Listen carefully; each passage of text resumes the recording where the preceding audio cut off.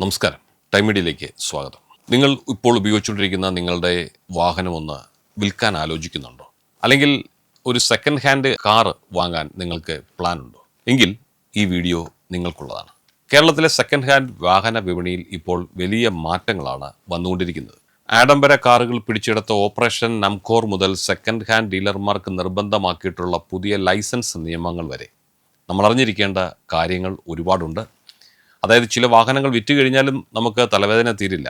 ആ സാഹചര്യത്തിൽ വാഹനം വിറ്റതിന് ശേഷവും വീട്ടിലേക്ക് പിഴയും കേസുകളും വരുന്ന സാഹചര്യം ഒഴിവാക്കാൻ നമ്മൾ എന്തൊക്കെയാണ് ശ്രദ്ധിക്കേണ്ടത്? ഇങ്ങനെയുള്ള വിഷയങ്ങളൊക്കെ നമുക്ക് നോക്കാം.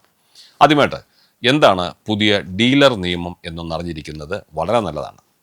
അത് ലളിതമായി പറയാം. നമ്മുടെ നാട്ടിലൊക്കെ ധാരാളം പഴയ വാഹനങ്ങൾ, അതായത് സെക്കൻഡ് ഹാൻഡ് യൂസ്ഡ് വാഹനങ്ങൾ വിൽക്കുന്ന സ്ഥാപനങ്ങൾ നിങ്ങൾ ശ്രദ്ധിച്ചിട്ടുണ്ടാവും. ആ സ്ഥാപനങ്ങൾ നടത്തുന്ന പലരും പഴയ വാഹനങ്ങൾ വല്ല വീടുകളിലും ഒക്കെ പോയി കണ്ട് വില പറഞ്ഞ് വാങ്ങി അവരുടെ ഷോറൂമിലോ അല്ലെങ്കിൽ ഏതെങ്കിലും ഒരു സ്ഥലങ്ങളിൽ കൊണ്ടിട്ട് അത്യാവശ്യമൊക്കെ ഒന്ന് വൃത്തിയാക്കി മറ്റൊരു ഉപഭോക്താവിനെ കണ്ടെത്തി വിൽക്കുന്നു. ആ സ്ഥിതിക്കൊക്കെ ഇനി വലിയ മാറ്റമാണ് വരുന്നത്.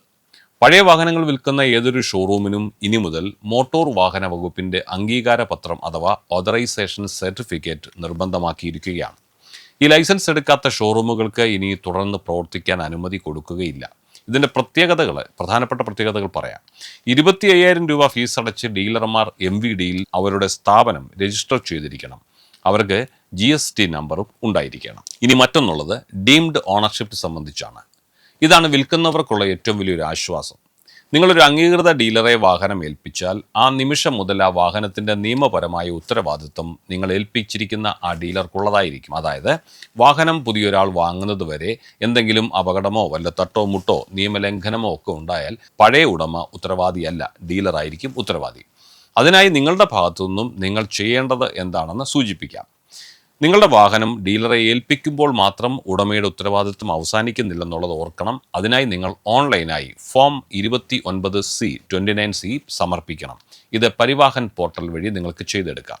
നിങ്ങൾ വാഹനം ഡീലർക്ക് കൈമാറിയെന്ന് ഈ ഫോമിലൂടെ RTOയെ ഔദ്യോഗികമായി അറിയിക്കുകയാണ് ഇതുമൂലം ചെയ്യുന്നത്. ഇതിലൂടെ മാത്രമേ ഡീംഡ് ഓണർഷിപ്പ് നിയമത്തിൻ്റെ ആനുകൂല്യം പൂർണ്ണമായും നിങ്ങൾക്ക് ലഭിക്കുകയുള്ളൂ. വാഹനം കൈമാറുമ്പോൾ ഡീലറുടെ ലൈസൻസ് നമ്പർ ചോദിച്ചു വാങ്ങാൻ മറക്കരുത്. അപ്പോൾ വാഹനം മറിച്ചു വിൽക്കുമ്പോൾ പ്രത്യേകം ശ്രദ്ധിക്കേണ്ട ഒരു കാര്യം, ലൈസൻസ് ഇല്ലാത്ത കച്ചവടക്കാർക്ക് നിങ്ങളുടെ വാഹനം നൽകുന്നത് വലിയ നിയമക്കുരുക്കിന് പിന്നീട് നിങ്ങൾക്ക് കാരണമാകും. ഇനി മറ്റൊരു കാര്യം പറയാനുള്ളത്, അടുത്ത കാലത്ത് കേരളത്തെ നടുക്കിയ ഒന്നാണ് ഓപ്പറേഷൻ നംകോർ.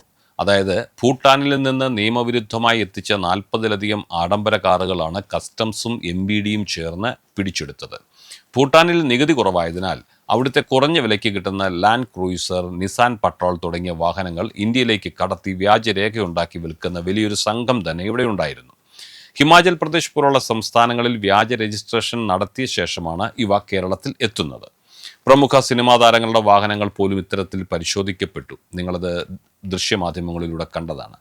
10 ലക്ഷം രൂപയ്ക്ക് ഭൂട്ടാനിൽ വാങ്ങുന്ന വണ്ടി 40 ലക്ഷത്തിനാണ് ഇവിടെ വിൽക്കുന്നത്. പഴയ ആഡംബര വാഹനങ്ങൾ കുറഞ്ഞ വിലയ്ക്ക് കാണുമ്പോൾ ചാടി വീണ് വാങ്ങുന്നവർ വളരെ ശ്രദ്ധിക്കണം. അതൊരു അപകടമുണ്ട്. അവയുടെ പേപ്പർ വർക്കുകൾ ക്ലിയർ ആണെന്ന് ഉറപ്പുവരുത്തണം. അതുകൊണ്ട് പഴയ വാഹനങ്ങൾ വാങ്ങുമ്പോഴും വിൽക്കുമ്പോഴും ഈ കാര്യങ്ങൾ നിങ്ങൾ നിർബന്ധമായും ശ്രദ്ധിച്ചിരുന്നാൽ സമാധാനം നഷ്ടപ്പെടാതിരിക്കും. ഇനി വിൽക്കുന്നവരെ സംബന്ധിച്ചാണെങ്കിൽ അംഗീകൃത ലൈസൻസ് ഉള്ള ഡീലർക്ക് മാത്രം വണ്ടി നൽകുക, ഡെലിവറി നോട്ട് വാങ്ങുക, ഫോം 29C ഓൺലൈനായി പൂരിപ്പിക്കുക. വാങ്ങുന്നവരെ സംബന്ധിച്ചാണെങ്കിൽ പരിവാഹൻ ആപ്പ് വഴി വാഹനത്തിൻ്റെ ഹിസ്റ്ററി ഒന്ന് പരിശോധിക്കണം. എന്തെങ്കിലും ബ്ലാക്ക് ലിസ്റ്റ് ഉണ്ടോ എന്ന് പ്രത്യേകം നിങ്ങൾ ചെക്ക് ചെയ്തിരിക്കണം. വണ്ടി വാങ്ങുന്നതിന് മുമ്പ് പഴയ പിഴകളെല്ലാം പഴയ ഉടമ അടച്ചു തീർത്തതാണെന്ന് ഉറപ്പാക്കുക. MVD ഇപ്പോൾ ചെല്ലാനുകൾ തീർപ്പാക്കാൻ വൺ ടൈം സെറ്റിൽമെൻറ്റ് സ്കീം ഏർപ്പെടുത്തിയിട്ടുള്ളത് പ്രയോജനപ്പെടുത്തണം. ഇനി ഫിസിക്കൽ വെരിഫിക്കേഷൻ സംബന്ധിച്ചാണെങ്കിൽ ചേസിസ് നമ്പറും എൻജിൻ നമ്പറും RC ബുക്കുമായിട്ട് ഒത്തുനോക്കണം. അപ്പോൾ ഓർക്കുക, നിയമങ്ങൾ കർശനമാണ്. അത് നമ്മുടെ സുരക്ഷയ്ക്ക് വേണ്ടിയാണ്. ലൈസൻസ് ഇല്ലാത്ത ഷോറൂമുകളിൽ വാഹന ഇടപാടുകൾ നടത്തുന്നത് ഒഴിവാക്കണം. പഴയ ആഡംബര വാഹനങ്ങൾ വാങ്ങുമ്പോൾ അതീവ ശ്രദ്ധ പാലിക്കണം. ഈ വിവരങ്ങൾ നിങ്ങളുടെ സുഹൃത്തുക്കളിലേക്കും ദയവായി എത്തിക്കുക. കാരണം ഒരു ചെറിയ അശ്രദ്ധ മതി വലിയൊരു നിയമക്കുരുക്കിൽ നമ്മൾ ചെന്നുപെടാൻ. അപ്പോൾ ഈ വീഡിയോ ഉപകാരപ്പെട്ടെങ്കിൽ ലൈക്ക് ചെയ്യണം. ഈ ചാനൽ നിങ്ങൾ ആദ്യമായിട്ടാണ് കാണുന്നതെങ്കിൽ ദയവായി ഈ ചാനൽ സബ്സ്ക്രൈബ് ചെയ്യുക. മറ്റൊരു വിഷയവുമായി വീണ്ടും കാണുന്നതുവരെ നിങ്ങൾക്കെല്ലാവർക്കും ഞങ്ങളുടെ നന്ദി, നമസ്കാരം.